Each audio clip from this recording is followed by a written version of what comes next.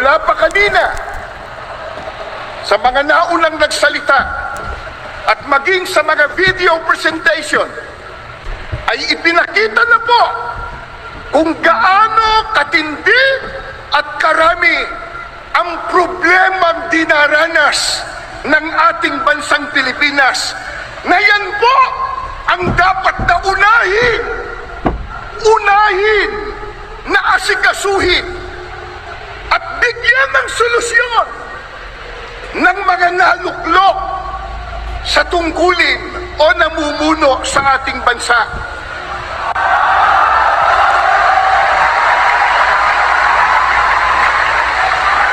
Nakalulungkot ang inuuna ng iba sa kanila, yung mga nagbubunga ng awayan, nagbubunga ng hidwaan, na alam naman nating lahat na ang ginagawa nila pamumulitika lamang. Tulad ng isinusulong nila na impeachment ng pangalawang Pangulo. Sinabi na ng ating kagalang-galang na Pangulong Ferdinand Marcos Jr.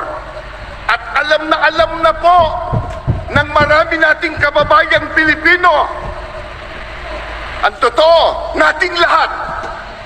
Kasi po, kahit mahihirap lang ang maraming Pilipino, manurunong naman tayong umintindi.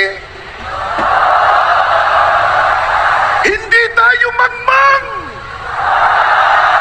Isigaw nyo nga, hindi mangmang! Hindi mangmang! Hindi mangmang! At lalong hindi tayo bobo.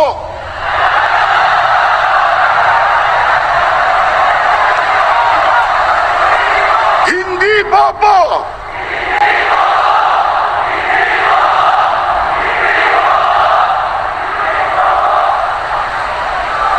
Sana marinig yan ng isang abogado. Naintindihan po natin, naunawaan po natin na yung sinabi ng Pangulong Ferdinand Marcos Jr. ay tama. Totoo na yung isinusulong nilang impeachment laban sa pangalawang Pangulo hindi po makatutulong. Hindi po makapag-aangat ng kalagayan ng pamumuhay ng kahit isang Pilipino. Ang tanong,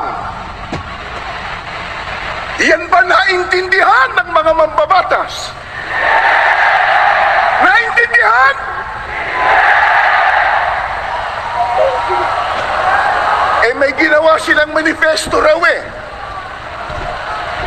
na sila daw ay nagkakaisa na suportahan ang Pangulo ng ating bansa.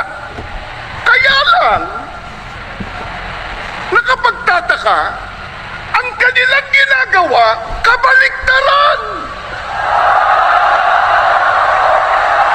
Sapagkat tahasa nilang sinasalungat, kinokontra yung sinabi ng Pangulo ng Pilipinas.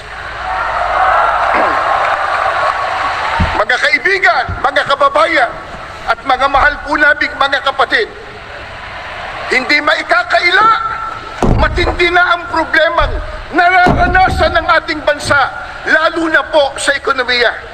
Hindi po ba yan ang dapat talagang unahin at bigyang solusyon